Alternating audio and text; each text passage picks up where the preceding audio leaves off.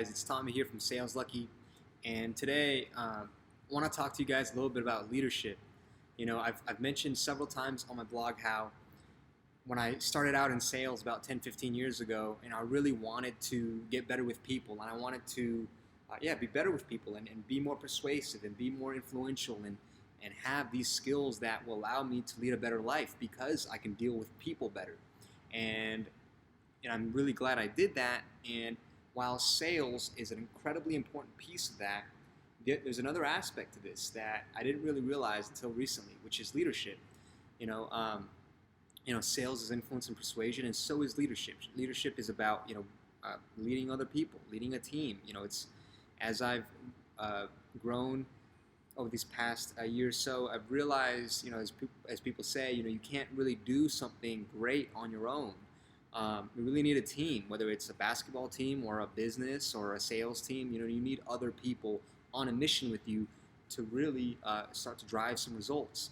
So, as a result of that, I want to be candid with you guys. This is an area that this is really something that I've been working on. I've been reading about, and is in an area that I would like to keep improving upon and keep developing. And it makes it exciting, right? Because when you're starting on a new thing, whether it's sales or leadership or marketing or whatever it is, or starting a new business, it's exciting because there's so much upside. It's all upside, and it's all room to grow. And I think having heard that once, it just kind of reframes things to allow you to see the positive potential in whatever it is that you're undertaking. You've got all this room to grow. All you've got is upside. The other thing is that about leadership I've learned recently is that it's not something that someone else is going to come dub you as a leader. A leader is someone where you step up and you become a leader. And I heard my mentor Andy Frisella say it's actually the one thing where you want to fake until you become an actual leader. And what he means by that is you want to step up and be that leader, or aka pretend to be that leader and take that action before someone actually dubs you as the leader. Because people are not going to come by with a wand and say, hey, I dub you as the leader, please lead us. No, you're going to need to step up. That's why it's important to just be the leader and step up as the leader, and then people will dub you as the leader. And just to wrap up, I want to share with you guys a pretty interesting story. So I used to be a part of a men's group, men's personal development group, and our guide, or our leader of that group, kind of took us to a wolf reserve one weekend. This was a kind of reserve out in the woods, about an hour or so from city of LA, and it's a wolf reserve. There's literally wolves there being taken care of. These people who set up this foundation to rescue wild wolves that were either held in captivity by people, or just for whatever reason, maybe they were raised as dog wolves and try to be raised as pets.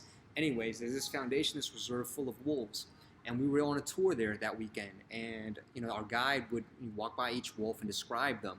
And when the guide came up to the alpha wolf, the alpha female of the pack, he started talking about it. He started telling us things like, hey, she is the alpha of the pack. She's the leader of the pack. But she's not the leader because she's the biggest or the strongest per se. But she's the leader because she knows herself the best. She understands who she is, and she knows herself the best. And to give an example of that, he mentioned that wolves are usually kind of frightened or intimidated by reflective surfaces. But when they took this alpha wolf into an auditorium full of people, which by itself, wolves will get intimidated by if there's a bunch of people. But they took this alpha wolf in an auditorium full of people where the floor was shiny, and she was completely composed. She wasn't startled, she wasn't frightened, she wasn't nervous, because she knew herself and who she was. I just wanted to share that story with you because that's something that has stayed in my mind ever since I came across that experience. In the wild, the alpha wolf is not the biggest or the strongest, but it's the one who understands himself the best, who knows himself or herself the best. I just want to share that thought with you guys as I'm continuing to learn about this topic and continue to grow in this area of my life. Wanted to share that with you as well. And if you found this valuable here today, please do go ahead and share this with a friend.